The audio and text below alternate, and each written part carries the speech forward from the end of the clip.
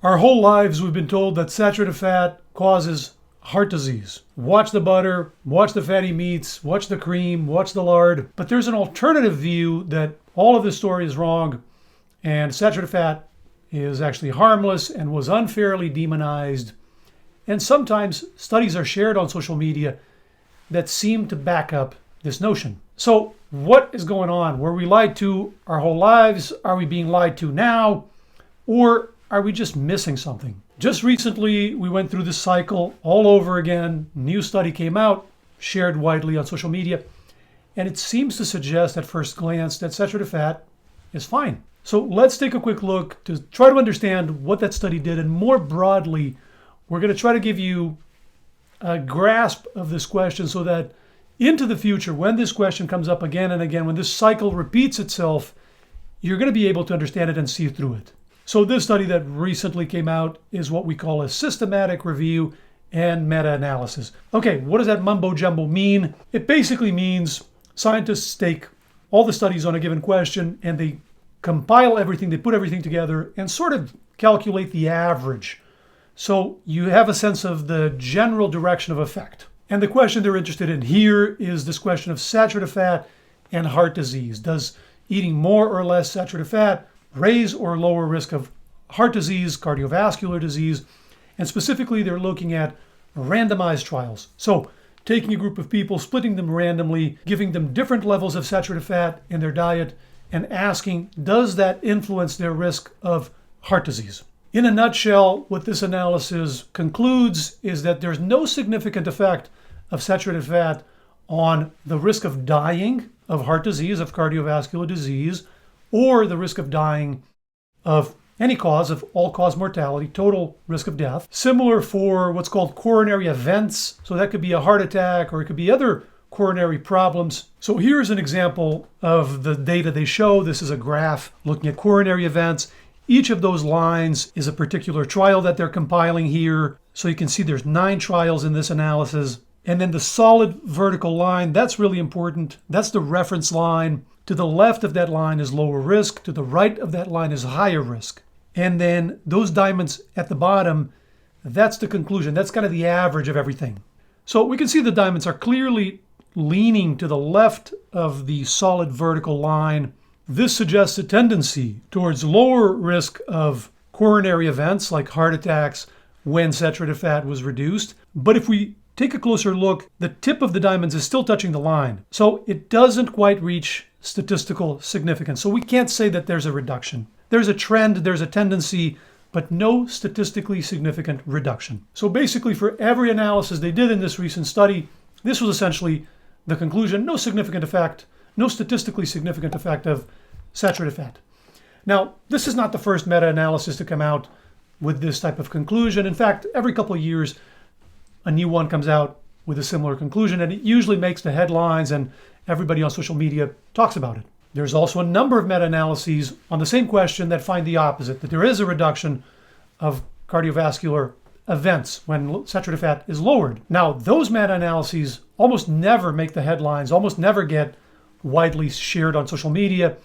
And that's an interesting first realization that we are, particularly on social media and largely on mainstream media headlines, we're shown only a side of reality, which is kind of an interesting epiphany. The second realization here is that all of these meta-analyses looking at this question, saturated fat and heart disease, cardiovascular disease, particularly looking at randomized trials, they're all looking at the same basket of trials. Most of them are pretty old, from the 60s, from the 80s, which you can see there on the list. The dates are on there. Most of them are decades old. So these analyses are not collecting new data. They're not carrying out a new experiment in new participants.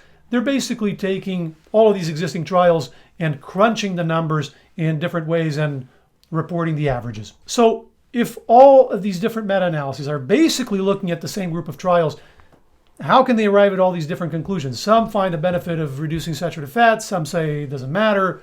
How is this possible?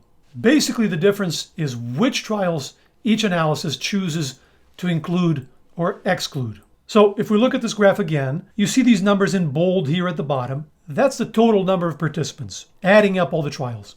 So you see that it's about 6,700 participants per group. So 6,700 in the control group, 6,700 in the experimental group. Experimental group is usually reducing saturated fat. And you can see, as we said before, there's 9 trials and all the numbers of participants per trial are listed. And if you scan that, it immediately jumps out that there's an outlier. Most of the participants are coming from one single study, this France 1989. You can see the number of participants there is way, way higher than any other trial. In fact, 2/3 of all the participants in this meta-analysis come from this one trial. And then the remaining third is the other 8 trials combined. So clearly, this one trial has a disproportionate contribution in terms of the participants and the scale. So it's pretty obvious that it's important to understand what is this trial and what happened, because it can clearly tilt these analyses one way or another. And in fact, in my experience, whether this trial is included or excluded tends to determine whether the analysis finds a significant effect or not of reducing saturated fat. Just a quick parenthesis to explain that in these analyses, the scale of the trial, the number of participants, is not the only factor that's going to determine the weight of each trial in all this math and all this equation. But it's still going to be a big factor, right? And so a trial that brings 2/3 of the participants of a meta-analysis has the potential to skew the entire meta-analysis one way or another. So we definitely want to understand what happened there and what's the role of this trial. Okay, so what is this mysterious France 1989 study? Actually, you might have heard about this trial already, although probably not by this name. This is also known as the Minnesota Coronary Survey. That's what they called it in the original publication. This is the France 1989 paper. And this is a study that people bring up a lot on social media, and it's usually misunderstood. So scientists basically took a large number of people, about 9,000 people, and split them randomly and put them on 2 different diets, one with more saturated fat, one with less. And then they asked, going forward, how many heart attacks, how many deaths do we see in each group? Initially, they projected the trial to last about 4 years, give or take, because it takes time to see things like heart attacks and deaths, right? This is easy to understand. You start a new diet or a new exercise, or you start smoking or something like that. How long does that take to cause a heart attack or death? Takes a while, right? You're not going to see it in 6 months. Obviously, this also depends on age and how sick you are to begin with. If you're 20, it's going to take forever. You better follow these people for decades. If you're 80, you're going to see these results much faster, etc. But usually in these trials, we're talking about a few years for what we call hard outcomes, like heart attacks, strokes, death, in order to see a separation. Needless to say, this is a crucial part of designing these trials. This is a massive endeavor. It's not random. And so if you don't have enough people, if you don't follow them long enough, you're not going to have what's called statistical power to detect a difference. And so you can't detect anything. So these trials are all designed beforehand with this in mind. So they started this massive trial, got it in motion, but then disaster struck. See, their participants were not average citizens. They were patients that were institutionalized in 6 mental hospitals and a nursing home in the state of Minnesota, hence the name. On paper, that's great because these people live at the mental hospitals or the nursing home. That means you have complete control over what they eat, right? They eat what you serve. So they eat at the cafeteria of the mental hospital. You give them the assigned meal. If they're in the low saturated fat group or the high saturated fat group, you give them that meal and you know what they're eating. So on paper, great. But after they started running the trial, the policies changed nationwide and hospitalization for mental patients became less common.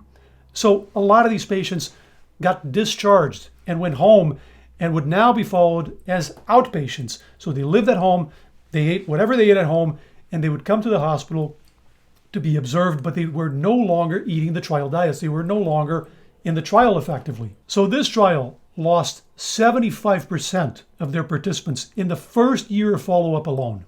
Overall, they lost 83% of their participants. When all was said and done and they concluded what they could do and they crunched the numbers, the average follow-up for all the participants was 384 days. So that's about 1 year and 1 month. That's the average amount of time that each participant was followed and was technically included in the trial. So that's less than 1/3 of what they initially projected was going to be necessary to get statistical power to see the separation, to see an effect. But it gets even worse, because even during this very short period of follow-up, it wasn't continuous. It's not like they were in the hospital for 384 days. They would come to the hospital, stay for a while, get better, go back home, stay there, eat whatever, have a relapse, come back to the hospital, go back on the study diets, be in the trial for a while. So it was on and off, even during that period of follow-up. Bottom line is, this trial was a hot mess. It was essentially an aborted trial. In the end, when they put together the data they were able to gather and crunch the numbers, they basically reported no significant difference in any of their outcomes, cardiovascular events or deaths or anything, between the two groups, which is entirely unsurprising if we understand what went down. At the end of the day, what the Minnesota trial asks is, if you give two groups of people different amounts of saturated fat on and off, sometimes they're on those diets, sometimes they're not, you do that for a year, do you see a statistically significant difference in heart attacks or death? And the answer was no.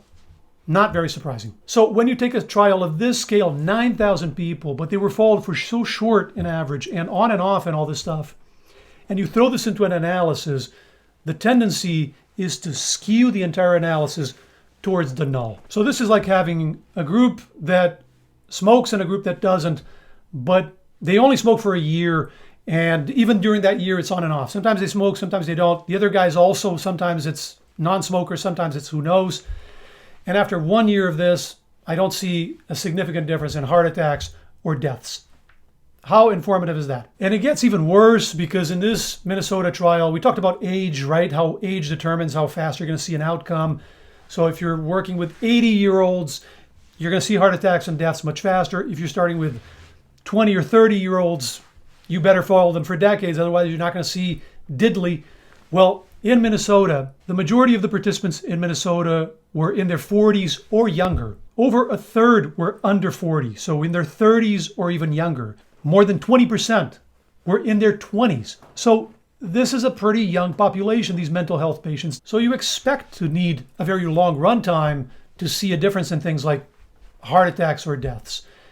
This might be why the investigators initially projected close to 4 years, even though they had such a large, massive population of 9,000 people, because they're pretty young. They already anticipated that they were going to need a long run time. And there's yet more problems with Minnesota. There's a whole question about trans fats.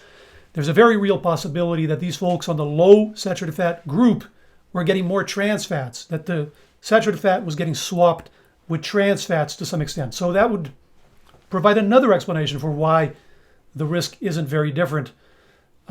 So anyway, leaving all of that aside, the problems we already covered, in my view, based on everything I've seen, the Minnesota trial has very low weight, and a meta-analysis where 2/3 of the participants are coming from this one trial is not very informative, and I expected to find essentially null results. The meta-analyses that I consider the highest quality on this question, they all exclude Minnesota precisely because of this issue of time. You don't have enough time over a year and a month to detect a hard outcome like heart attacks in a young population. The highest quality meta-analysis we have is the Cochrane meta. They develop a lot of the technology that other people then use, including these guys. They use a lot of the Cochrane technology to run their analysis. And the Cochrane excluded the Minnesota trial on the basis of the time. They have a threshold, a cutoff of 2 years minimum follow-up. And the Minnesota trial doesn't make that. The Minnesota trial is like half of that. And in fact, the Cochrane meta finds a significant benefit of reducing saturated fat for overall cardiovascular events. And on the other hand, meta-analyses that include Minnesota, that keep it in, tend to find no significant effect. Just a quick note that for mortality, the Cochrane also does not find a significant difference. Now, sometimes on social media, people say, oh, so they're dying on the same day. They're dying of something else then, so that they die at the same time.